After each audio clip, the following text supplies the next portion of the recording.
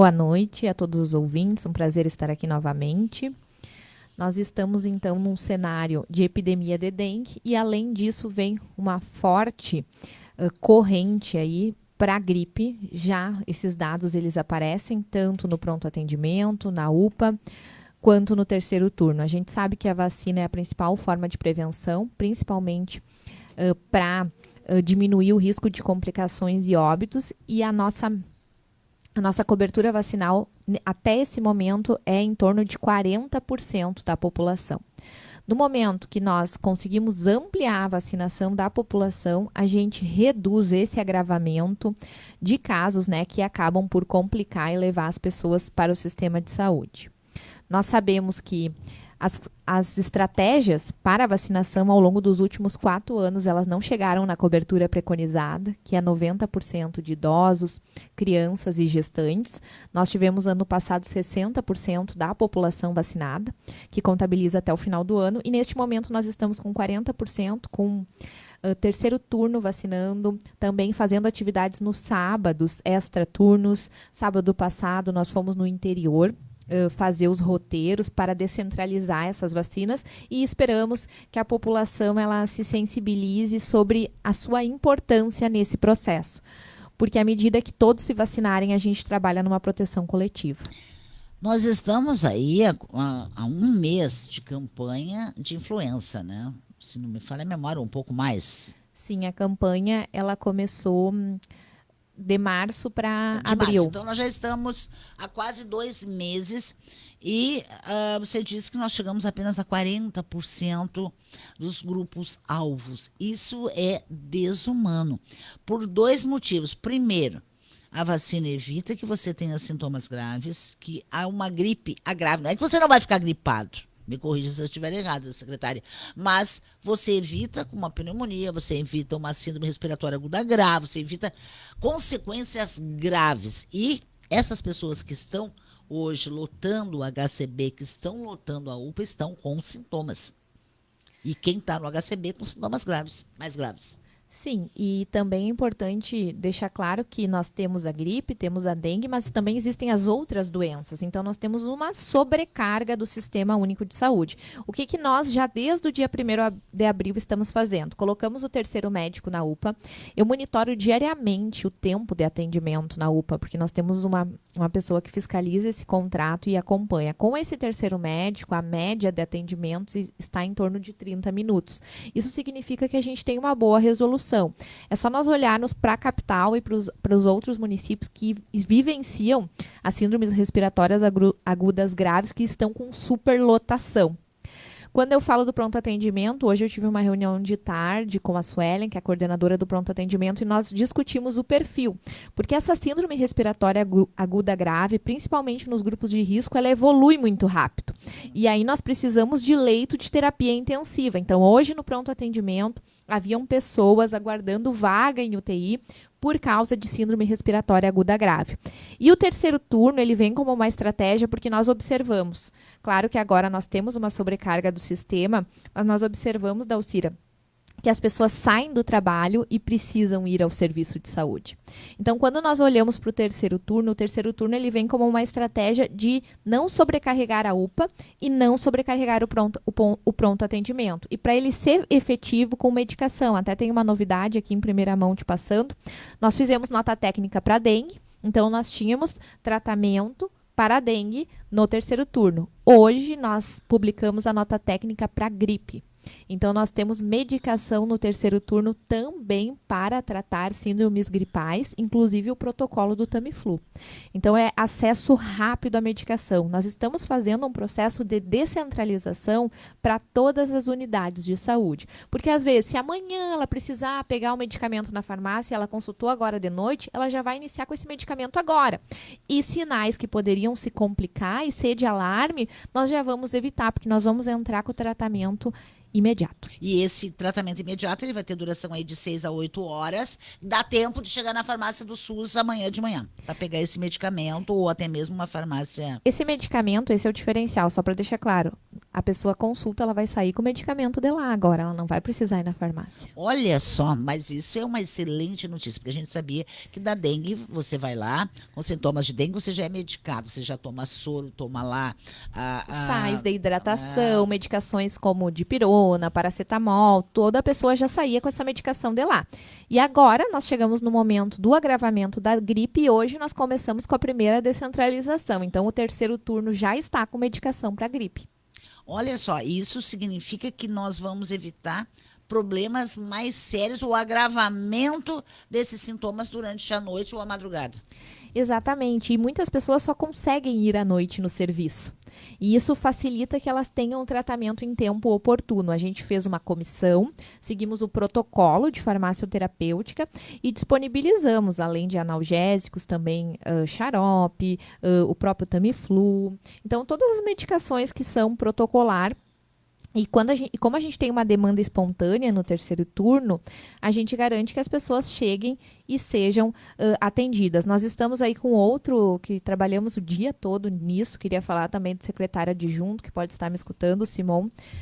Contrato emergencial de 2 médicos, certo? Para quê? Para ampliar o nosso atendimento no terceiro turno. Ao invés de trabalhar com 25 a 30 consultas, nós possamos ampliar o número de atendimentos. Essa era uma pergunta que eu ia fazer agora. Hoje nós temos esse horário estendido em 2 postos. A US1 aqui, que é a da Conde, né, e a lá do Centro Social Urbano.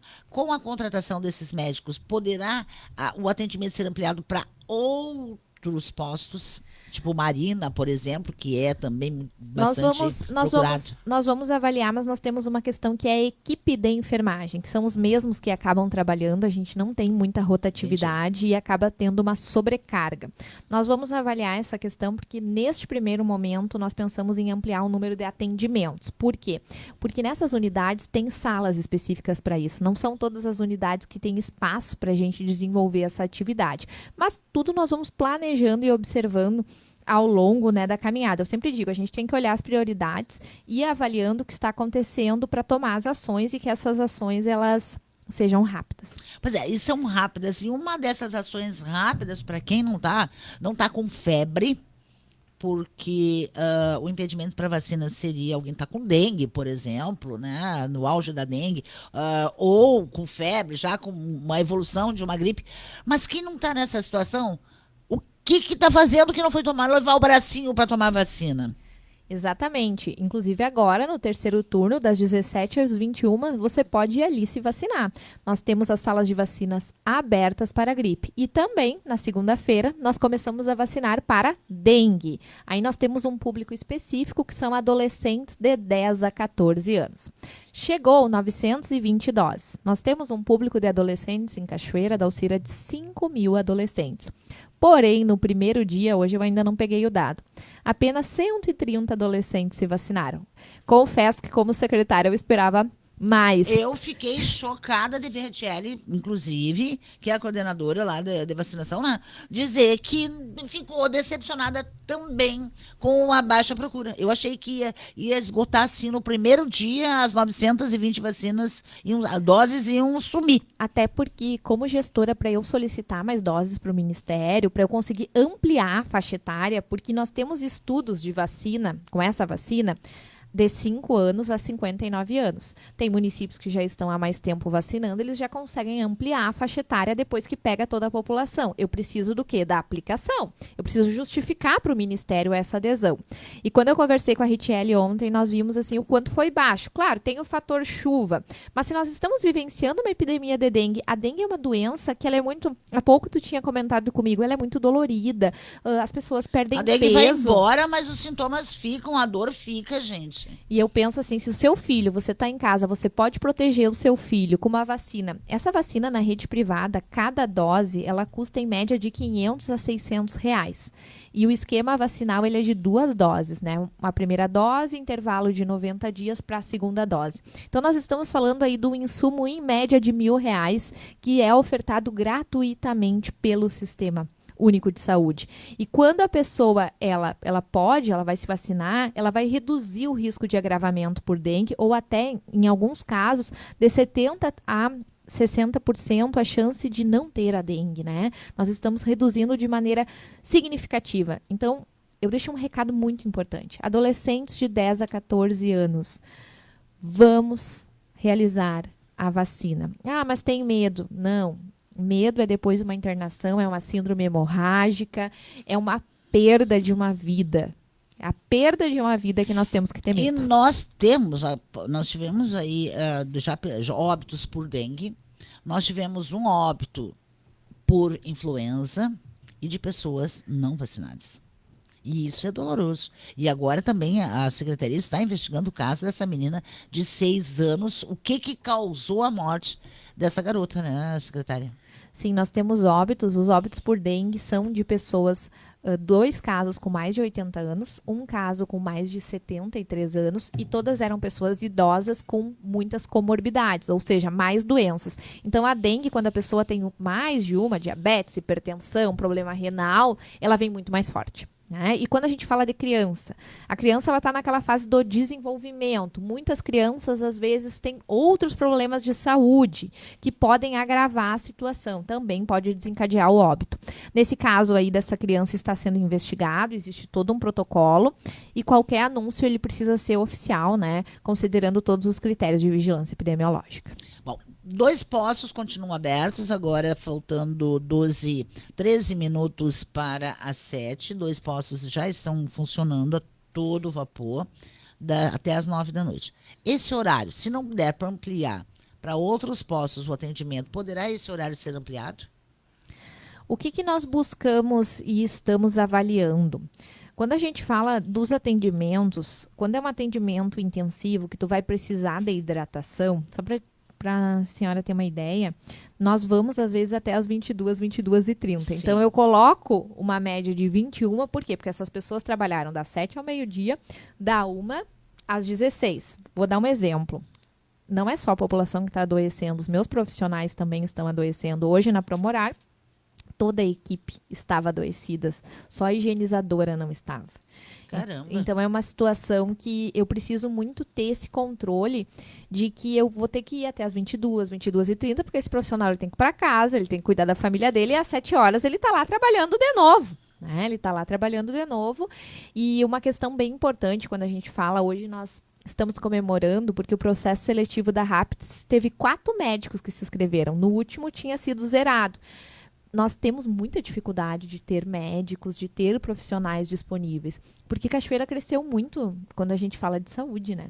Cresceu muito quando a gente fala de saúde, e aí nós estamos ampliando os serviços, mas a gente tem que ter atrativos para esses profissionais também virem trabalhar aqui. E hoje a nossa equipe, quando eu peguei a equipe de saúde, hoje a equipe ela é muito reduzida para a quantidade de serviços. O último concurso foi em 2015. A gente praticamente dobrou os serviços em Cachoeira do Sul. Então eu trabalho com uma mão de obra que está fazendo além do esperado, né? Além do esperado. Então eu preciso, assim, como gestora, ter esse cuidado. Eu tenho uma equipe valiosa que está me auxiliando, tenho a demanda de atendimento à saúde. Mas essa equipe não pode adoecer. Essa equipe, quando ela adoece, eu tenho um desfalque.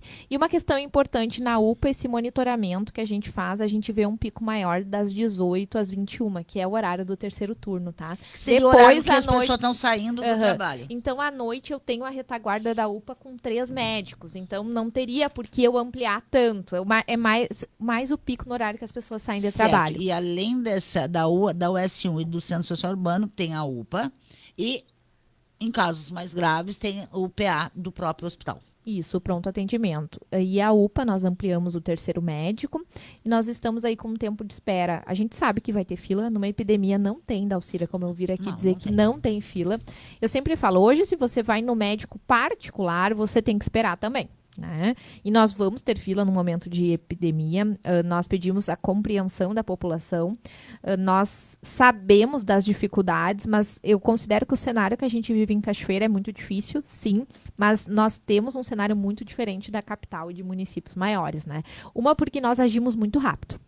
Eu vou dizer que quando nós pensamos em colocar o terceiro turno, o pessoal falou, Camila, não é cedo, e eu peguei e falei assim, não, nós temos que começar a tratar as pessoas antes do boom. Antes dessa epidemia, ela está realmente na situação que está agora, porque eu já consegui tratar muita gente e evitar agravamento. Tive perdas? Tive. Mas o que acontece? O número de casos desse ano é muito maior do que dos outros anos. E os casos também, como nós temos aí 4 subtipos de vírus e mutações, são casos também mais agravados, o que exige mais atenção. Tá certo. Olha, como é que nós avaliaríamos a saúde nesse momento? Porque a gente também tem boas notícias, né? Nós temos aí a rede Bem Cuidar, que foi ampliada, né? Nós temos aí o bairro do Carvalho, que é o Orconcourt, né?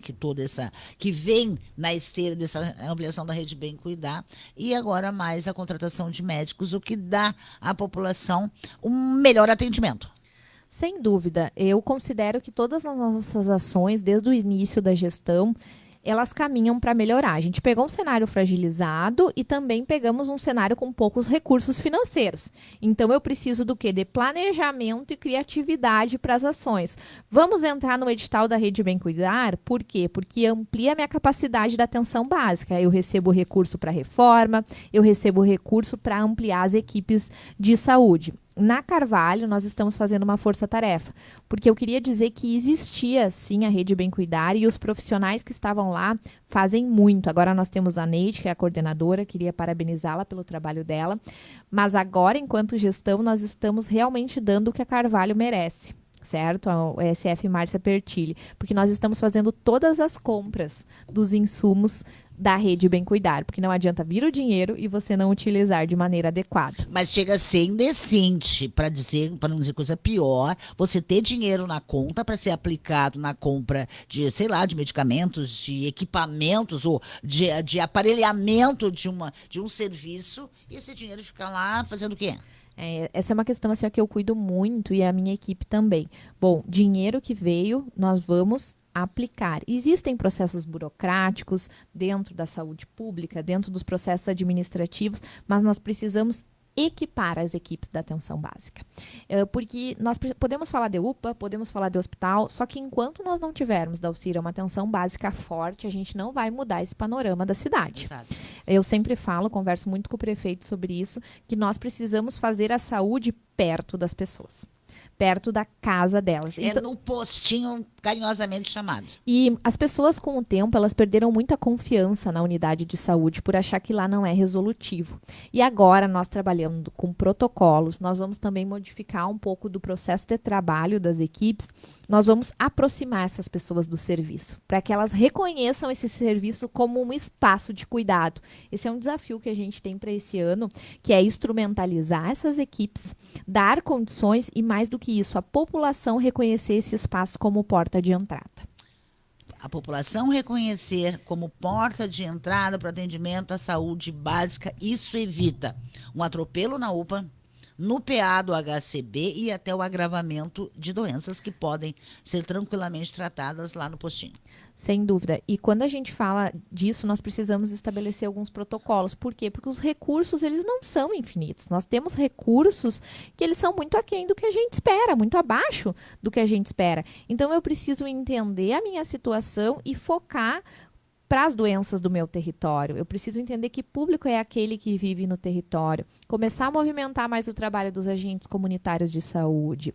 As consultas, nós vamos ter agendas, mas também nós vamos caminhar para ter demanda espontânea na atenção básica, porque a gente não escolhe o dia que vai adoecer. Não. Então, é todo um processo de trabalho que a gente não consegue fazer de um dia para o outro. Mas, eu sempre digo, a gente precisa sentar e estudar. Isso eu faço muito com a minha equipe, porque eu sou professora, né? Então, eu tenho muito essa didática no meu dia a dia de trabalho. Para a gente mudar a situação, nós vamos ter que mudar a saúde que está próxima das pessoas. Tá certo. Secretária Camila Nunes Barreto, obrigada por ter vindo. E eu gosto quando ela vem aqui, porque ela sempre traz notícias em primeira mão, como essa, de que a partir de agora, quem for no horário estendido, com sintomas de gripe, já vai sair de lá medicado ou medicada, né? Sem precisar esperar no outro dia. Que bom que isso está acontecendo. E, por favor, leve os seus bracinhos, né, para tomar a vacina. Obrigada mais uma vez, uma boa noite.